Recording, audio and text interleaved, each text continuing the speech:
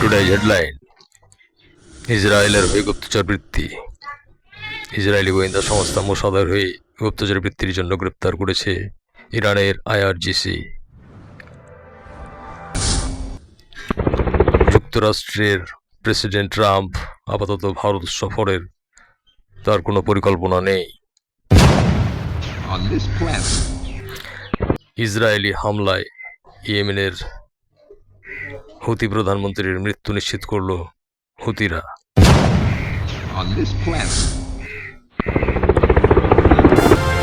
SCO শীর্ষ সম্মেলনে যোগ দিতে চীন পৌঁছেছেন প্রধানমন্ত্রী। রোববার বৈঠক সঙ্গে পুতিনও।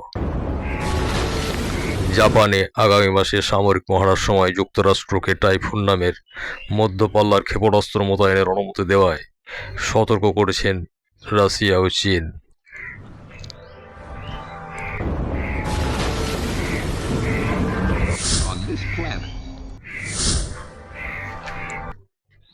ওড়িশায় ফের বাংলার শ্রমিকদের নির্যাতন, আহত ৮। আজকে দাগিদের তালিকা প্রকাশ করবে এসএসসি।